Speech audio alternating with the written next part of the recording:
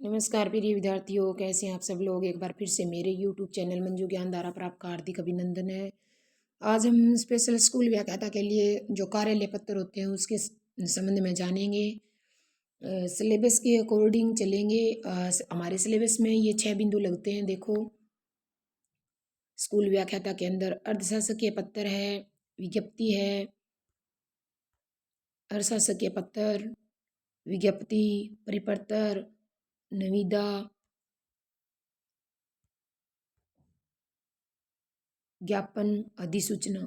एक एक को अच्छे से जानेंगे। आज हम जानेंगे अर्ध सरकारी पत्र के बारे में भी। अर्ध सरकारी पत्र है वो क्या है, किसको लिखा जाता है, किसके द्वारा लिखा जाता है, किस शैली में लिखा जाता है, इसका प्रारूप क्या होता है, इस सब को मैं आप अच्छे से पढ़ाने का प्रयास करूंगी। लेकिन उससे पहले मेरी आपसे एक छोटी सी रिक्वेस्ट है, प्लीज़ आप मेरे वीडियो को पूरा देखना, पसंद आए तो लाइक एंड शेयर कर देना। पहली बार आप मेरे चैनल पर विजिट कर रहे हो तो चैनल को सब्सक्राइब कर लेना, बेल आइकन को भी प्रेस कर देना ताकि आने वाली ऑल नोटिफिकेशन है वो आप तक पहुंच जाए। तो अर्ध सरकारी ये पत्र क्या होते हैं, अनौपचारिक होते हैं। मेन बिंदु तो आपको ये याद रखना है कि कैसे पत्र होते हैं। वैसे आ सकता है भी ऐसे कौन से पत्र हैं जो अनौपचारिक पत्र होते हैं, तो अर्ध सरकारी पत्र होते हैं। ये पत्र किसी अधिकारी द्वारा अपने समकक्ष या अधीनस्थ अधिकारी को लिखे जाते हैं। भी ऐसे कौन से पत्र हैं जो अपने समकक्ष यानी समान, अधीनस्थ यानी अपने से जो नीचे होता है, ये याद रखना है। जो शासकीय पत्र होते हैं, अर्ध सरकारी जो पत्र होते हैं वो अपने से ऊपर अधिकारी को नहीं लिखे जाते, अपने समान या अपने से जो नीचे अधिकारी होते हैं उसको लिखे जाते हैं।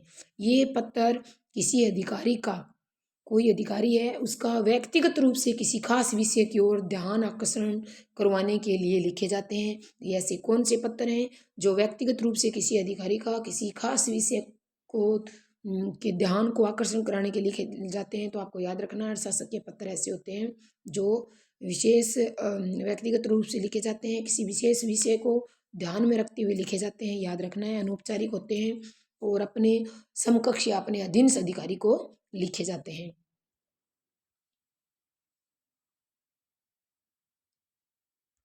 और दूसरा बिंदु इसमें ये है याद रखने के लिए, परीक्षा की दृष्टि से महत्वपूर्ण है भी। जो अशासकीय पत्र होते हैं उसे अर्ध सरकारी पत्र भी कहते हैं। जो संबोधन होता है, इस पत्र में संबोधन के स्थान पर प्रिय श्री, आदरणीय तो लिखा जाता है, लेकिन पत्र लेखक होता है, जो लिखने वाला होता है अपने हाथों से लिखता है। ये बात इसमें आपको ध्यान रखनी है।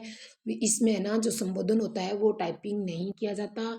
जो पत्र लेखक होता है, जो लिखने वाला होता है, वो अपने हाथों से लिखता है। ठीक है। अब इस अर्थशास्त्र जो पत्र है इसका प्रारूप क्या है, देखो।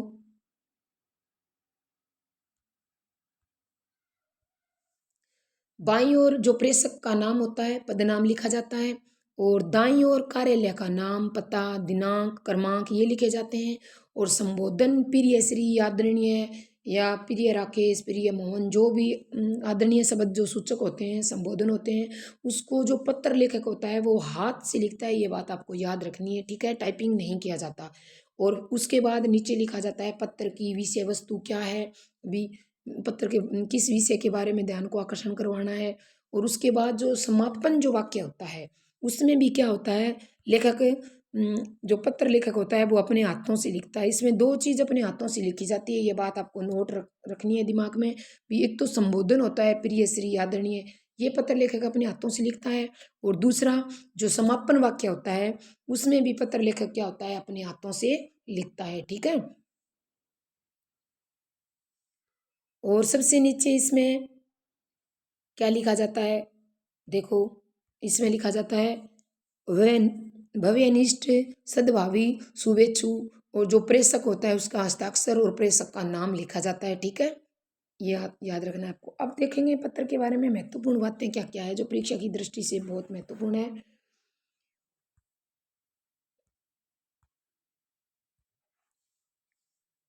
ये पत्र आधा शासकीय यानी कार्यालय होता है, आधा व्यक्तिगत होता है। कौन सा पत्र, अर्ध सरकारी पत्र, अर्थशास्त्र पत्र। नाम से ही पता चल रहा है भाई, जो अर्ध सरकारी पत्र होता है वो क्या होता है, आधा शासकीय यानी कार्यालय होता है, आधा व्यक्तिगत होता है, लेकिन कार्यालय के काम के लिए लिखा जाता है।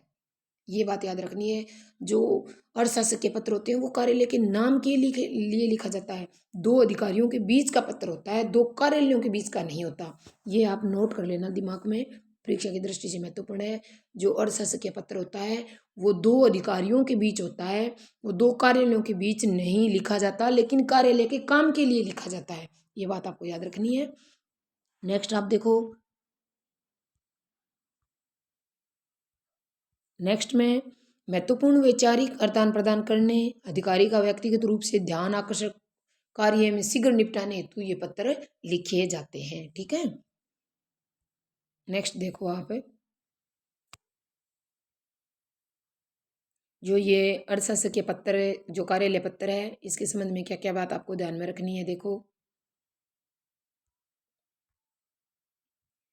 सबसे ऊपर बाईं ओर जो पत्र लेखक अधिकारी का नाम, उसके नीचे उसका पद लिखा जाता है, और दाईं ओर कार्यालय का नाम, पता, दिनांक और पत्र, जो पत्र के जो क्रमांक होते हैं वो दाईं ओर लिखे जाते हैं। कार्यालय का नाम हो गया, पता हो गया, दिनांक हो गया, पत्र क्रमांक हो गया, ये सब पत्र के दाईं ओर लिखा जाएगा। और सबसे ऊपर जब बाईं ओर इस साइड में देखो, पत्र लेखक के अधिकारी का नाम और उसके नीचे उसका पद लिखा जाता है। ठीक है, और नेक्स्ट 3 नंबर बिंदु देखो, 3 नंबर बिंदु में आपको क्या ध्यान रखना है। प्रिय श्री, आदरणीय श्री, ये पत्र पाने वाले का नाम पत्र लेखक अधिकारी के हाथ से लिखे जाते हैं, टंकित नहीं होते। ये बात आपको याद रखनी है, टाइप नहीं किए जाते। ठीक है, और एक समापन वाक्य भी क्या होता है, पत्र लेखक अपने हाथों से लिखता है। दो बात इसमें याद रखनी है।